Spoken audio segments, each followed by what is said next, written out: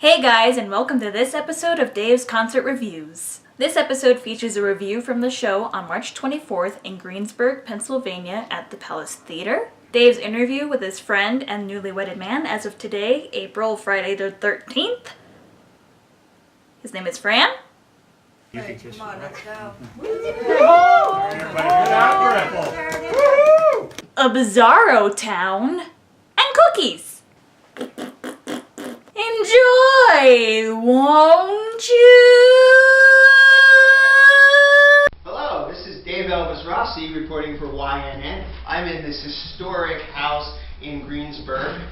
Beautiful, beautiful red wallpaper. I think it's a brothel. I'm not sure. Some people were living in the cellar and they sold it to somebody else who's now living here, and then the reverend that's marrying them is also living in the cellar. I'm not exactly sure what's going on. It's a strange place. There's a bar in the kitchen.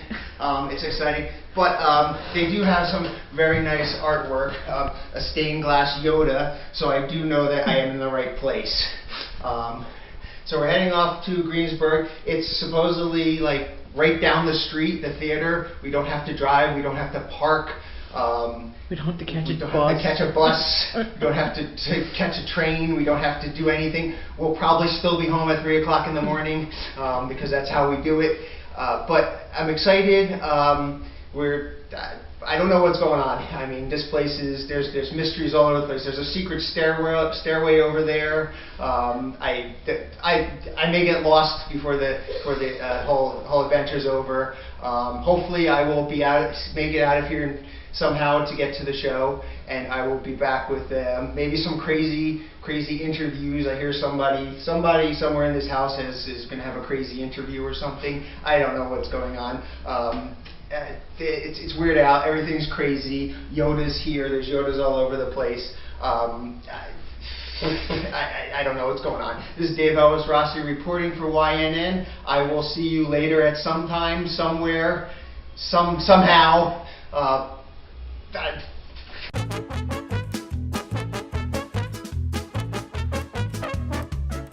This is Dave Elvis Rossi in Greensburg. We're at the restaurant. I'm going to go in.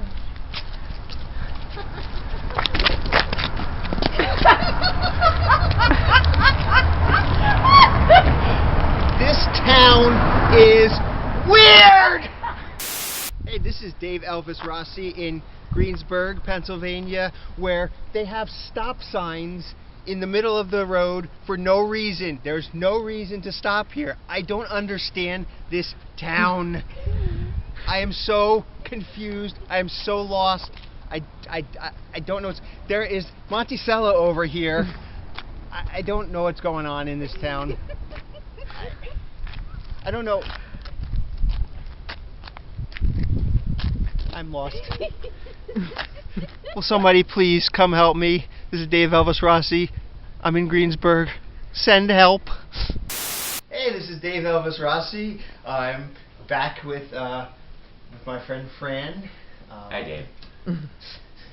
Okay, so Fran has agreed to do my segment is called 3-Question Interview. You've agreed to do it.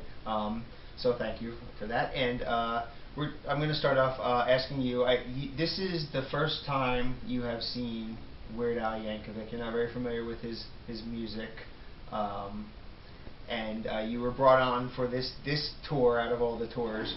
So I just wanted to get a fan's perspective on like a new fan coming in and seeing Al for the first time, hearing these songs for the first time, and just what you enjoyed about the concert and just your whole experience.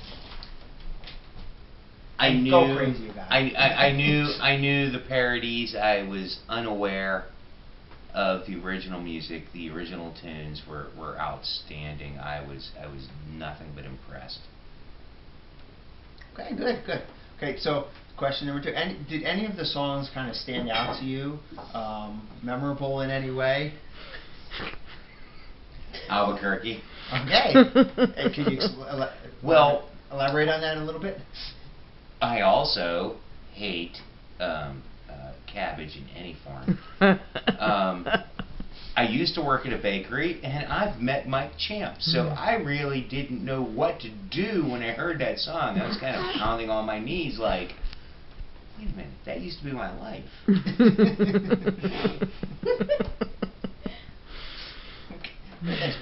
Fran. Okay, and question number 3, did you have any special connection with the opening comedian Emo, anything you want to share about that? About seeing Emo, I don't know how familiar you are with Emo prior to seeing him tonight, but any experience with Emo that you would like to share? As a teenager, watching MTV, I was familiar with Emo Phillips. I had no idea that this late in my life that he was going to be that funny. Okay. He was very funny tonight. He was very funny. And I'm going to steal a couple of his jokes at work. Okay. Do you want to steal those jokes now, or should we go? Well, there was this Amish girl. She got shunned to Mennonite. Excellent. So, this is surprisingly subdued Fran. Surprisingly subdued Fran. That's the truth. And this is Dave Elvis Rossi with 3-question interview. Thank you for putting us up here, Fran. This is a wonderful place. I had a wonderful time tonight. Thank you for the concert. That was awesome. And every concert is awesome.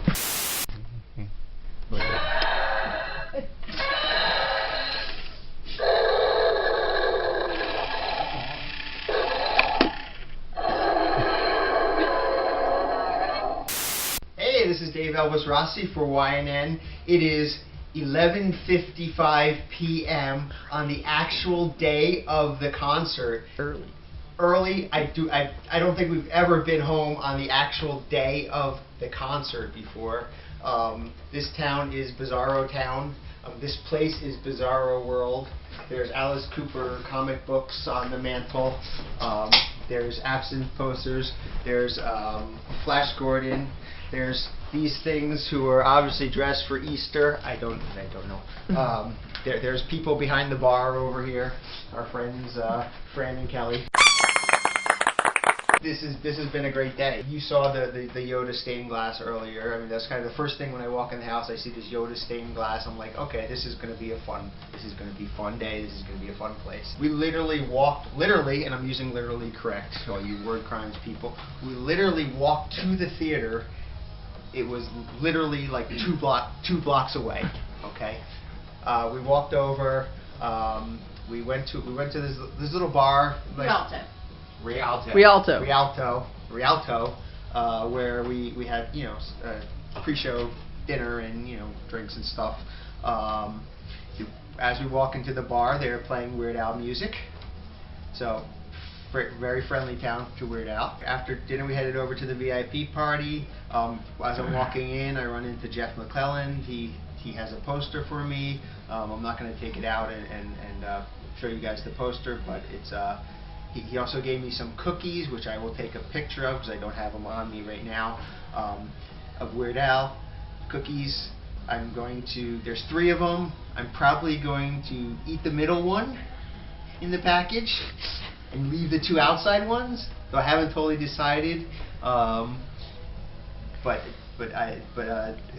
maybe Jeff will cook me more, make me more cookies. So he gave me the poster. We got in just about in time for Jeopardy to start, and Jeff was actually one of the contestants picked for Jeopardy, which was pretty cool. He joined the Complete Loser Club. He totally lost on Jeopardy. Good set of contestants. Yeah, good set of competitive contestants. They switched one out who probably didn't make the cut, who probably shouldn't have made the cut if there was some kind of preliminary round. But the person that they replaced her with was on par. He was a good contestant. I think he won. Did he win? Yeah. He might have won. The important thing he won, and he looked like. Yeah, and he looked like Weird Al. Oh yeah, and he looked like Weird Al in the same way that this guy in the audience looked like last night or 2 nights ago looked like Dave Grohl. But yes, there was a tiny resemblance to Al. Certainly enough that at an Al concert he passed. He passed. I ran into Kev Bo again out in the lobby area. I also briefly did get to say hi to Alejandra and Mark, who had, they were sitting in towards the kind of back of the theater as I was apparently missed everybody. So I got to say hi to them, and then I'm sitting down and sitting right down to somebody I have not seen since the Running with Scissors tour. Heather sits down right next to me. You know, it's like we came here only knowing like 2 people, and you know. We ended up seeing everybody. So, you know, this just anywhere I go, and this is Greensburg is on the western part of Pennsylvania. We don't get out to this part of the country to see concerts very often. So just that I know all these people out here is amazing. And the Palace Theater is an old theater, 1920s, older than that. Historic. 1920s theater. You know, Emo came out, did his set. Emo always makes people laugh. I know Fran's taking a few jokes back to work, stealing from Emo's set. Oh, I'm stealing from Emo. Said enough about Emo, I think, over the reviews, but I enjoy seeing him. Very, very entertaining. Oh, this was interesting. The band, when the band came on, they came out, and Al had not come out. And I'm thinking the only time he's ever done that is when I've seen him perform Fun Zone. So I was anticipating that Fun Zone would be performed. It was not. Instead, they started Young, Dumb, and Ugly, and then Al came out. So a little change to what's been going on. The next song was a request by Emo himself. Al does a terrible Emo impersonation. Al does a terrible Emo impersonation, and that was Gonna Be Stupid. No, that was. No. I didn't write that one down. I just wrote down it was an Emo request. Yeah, but it wasn't Darrow to Be Stupid, which I was expecting. But. So the next song was Emo. It was a request from Emo, and I don't remember what it is right now. Wow. So the third song was the Dare to Be Stupid, the unplugged version. But then after that song, somebody in the audience yelled out, "Do the Hamilton polka!" And Al yelled, "No, we're not. Since you requested it, we're not doing it at all." So if you want a chance to hear the Hamilton polka, don't request it. The next song, I didn't realize that we've heard it a couple times, but Al said that he only does it in 10% of the concerts that he does because it kind of hurts his voice. And Stuck in a Closet with Vanna White. Next up was Buy Me a Condo. See, we have cats that are walking all over this house But too. they love you. They are adorable. The cats like people. They are adorable. The cats like It's their folks. cat break. Cat break at YNN. This segment brought to you by the lovely cats. Brought to you by Baby Cat. Baby cat. He took out the bongo, said he was going to do a 30-minute bongo solo, called back to the guy who called out for Hamilton Polka and said, instead of Hamilton Polka, we're going to do a 30-minute bongo solo. He did Good Old Days. He did not dismiss the band for CNR, but they did perform CNR. They did leave the stage, but there was no action, or no calling them out on that. I have not heard this song since the first show, and I'm a little surprised because I do like this song a lot. Happy Birthday. Yeah. It was nice to hear that one come back to the set. Next song, he said, ends up on and again, I don't understand this, I love this song, ends up on a lot of people's bottom of their list. Airline AMY. He told a little bit of a story that Airline AMY was not written about anyone in particular. And he said, if anything is written about his as a child, his 12-pound bowling ball, which actually had his initials on it, Alfred Matthew Yankovic, which is where the AMY came from. I remember him saying that. I can't believe no one's put that together before now. So it took until song was written in put out in 1992. It took until 2018 for someone to realize that, and that person was out. And speaking of 12-pound bowling balls, the next song was Albuquerque, and he just said that it's an autobiographical song, except for one thing. He's ambivalent about sauerkraut. but everything else is truthful. The next song he introduced as a movie that came out in 1989. He was going to do a theme song from it, and the song he did was the love theme from Driving Miss Daisy. Of course, it was UHF, but he did introduce it as the love theme from Driving Miss Daisy.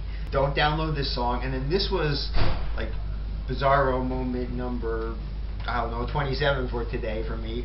I've never seen this happen before. I've heard about it happening on previous tours, but Al said, right now I would like to have my drummer recite Little Suck-a-Thumb. I think we saw him do that in Poughkeepsie on the Halloween show. I've seen it once before. Thought it was I don't remember it. It's possible. Yeah. I've seen him do it before. However, Bermuda actually, I think it caught him off guard. It clearly caught him off guard. He kind of was like, okay. He had to kind of think about it, but he did. I checked it. He recited the entire poem. It's an interesting poem. It's worth looking up to read it. But he recited the entire poem flawlessly, and it was a great moment. And again, shows this tour is just full of surprises. You do not know what's going to happen day to day. Next song was When I Was Your Age, and then the following song, I don't know if this is. Thank you for your commentary. Do you have anything else to add? Nope. No comment. No comment. Said nothing. Okay, so the next song I have not seen performed, and I don't remember. I'm guessing whoever keeps the spreadsheet is going to correct me on this one, but I don't know that it has been performed on this tour yet. And it was amazing to hear the other Christmas song, Christmas at Ground Zero, or the first Christmas song. And Fran was a huge fan of that one, and do that again for the cat.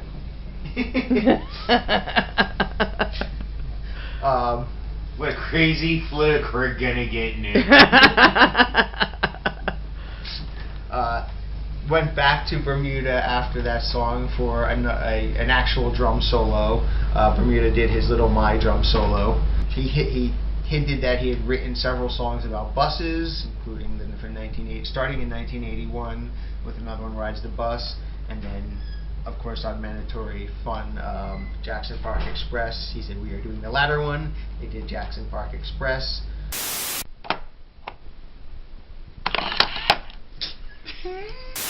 Okay, so the craziest thing happened, right? So before I started these videos, I looked through all of Dave's clips to see what they had and what they were all about, right?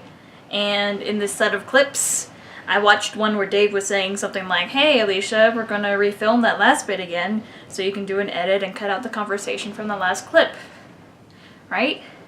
And I was like, okay, noted. Thank you, Dave. Hours later, I went back and I didn't see that clip anywhere. And I thought I was taking crazy pills. What had happened was that, okay, follow along here. What happened was that those two clips, numbered 70 and 71, ended up in the folder for Dave 11, which is weird because this video's folder, Dave 10, is numbers 60 through 74, excuse me. And Dave 11's folder is 75 through 83. So I have no idea how that even happened, right? How did 70 and 71 end up in the other folder? I have no idea. So I'm thinking it's actually fitting because they're in like this Bizarro Town. So I feel like anything could happen. Unless...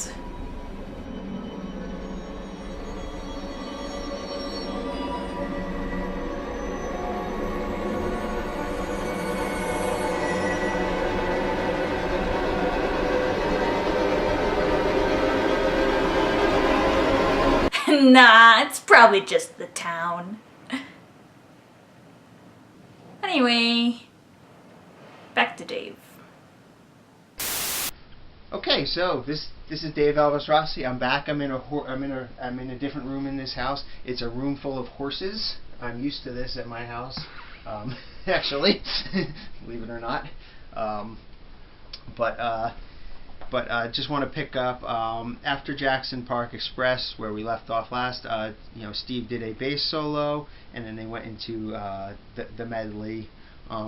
Interestingly, after the medley, the whole band did not get off the stage. They stayed on the stage. They got a standing ovation, of course, and they just kind of stayed on the stage and just kind of was hanging out on the stage. Al was checking his Twitter, checking his cell phone, and someone came out, gave him a cup of water, Red Solo cup of water, Steve was just kind of hanging off on the side, like, and everything.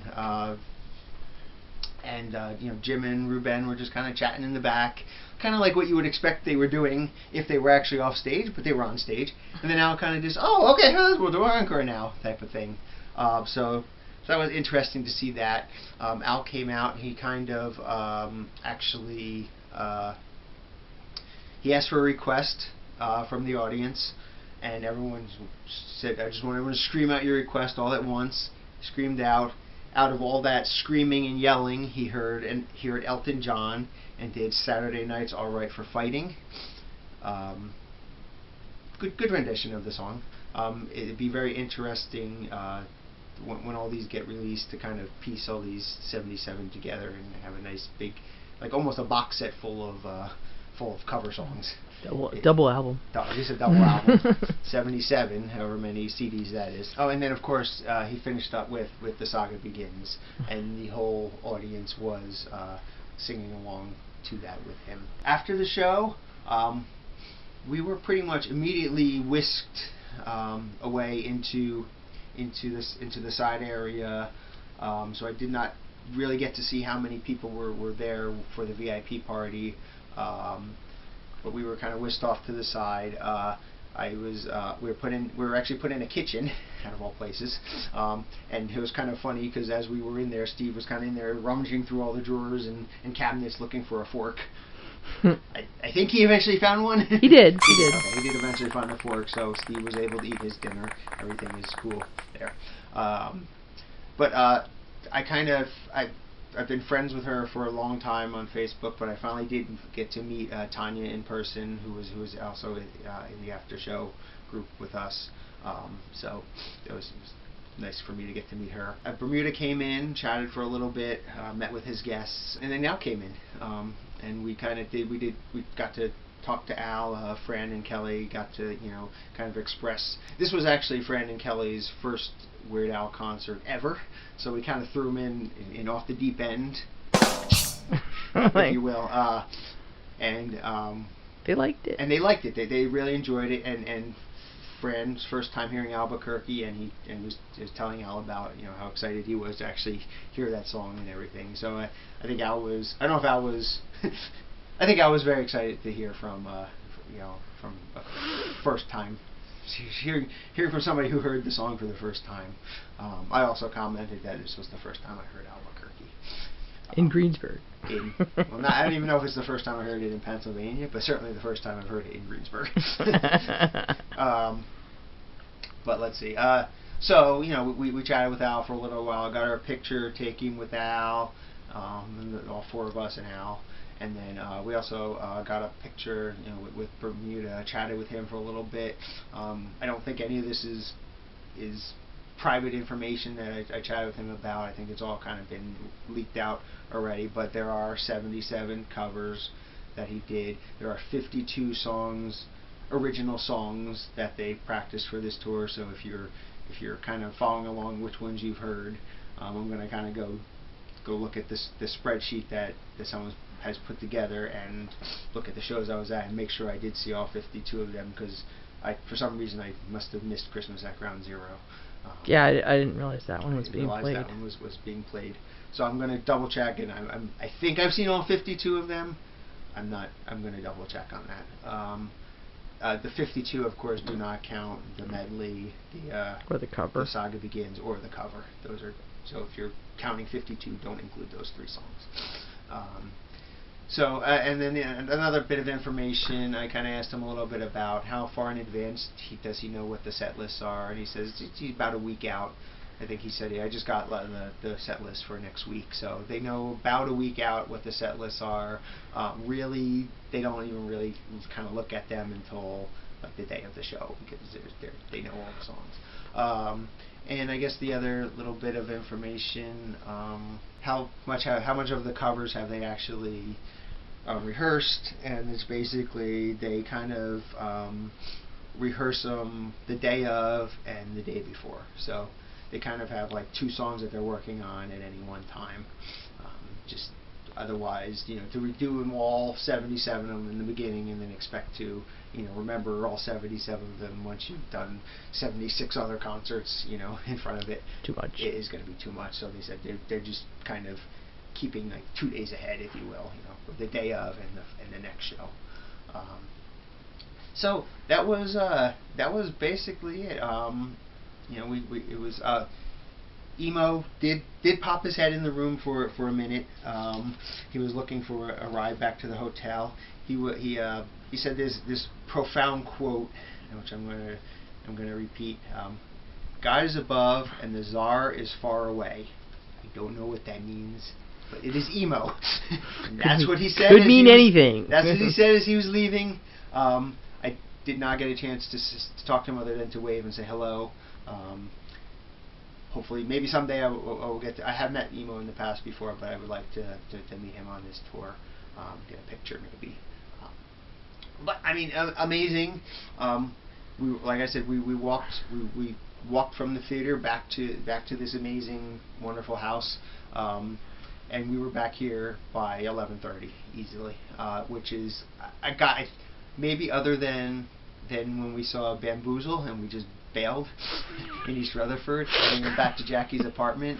I think this is probably the earliest that we've ever been back from a Weird Al concert. So this was wonderful. I love that Fran and Kelly are letting us stay here. This house is amazing. I wish I could give you a tour of it. And I kind of did give you a little tour of some of the things that are going on. But we're off to Cleveland tomorrow. It's a little over 2 hours, I believe, and we are then heading out to Lexington, and then we're going home. We're done with this little section of the tour chasing. We're going back out in May. Met another gentleman at the show who said he saw the reviews. I'm going to continue to do them. People are watching them. People are enjoying them. I'm meeting new people I've never met before because of them. So thank you for everyone watching. Thank you for everyone following along on my live tweeting. And then I will see you guys tomorrow in Cleveland. Dave Elvis Rossi signing off temporarily signing off for YNN. And I'll be back in a little bit, I hope. And see you in a little bit. Thank you for tuning in to this episode of Dave's Concert Reviews. If you have Weird Al related news or a concert review, you too can be a correspondent for YNN. Contact me and we'll set it up. Don't forget to like, subscribe, share, click the bell icon, and Patreonize the channel so that YouTube will promote us to the world and our community will reign supreme over all. Thanks for watching.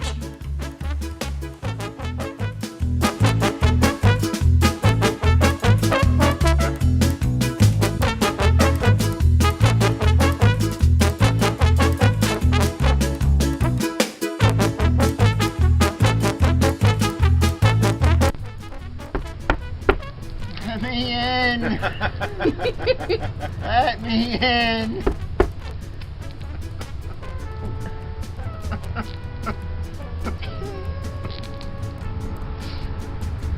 I want to go home.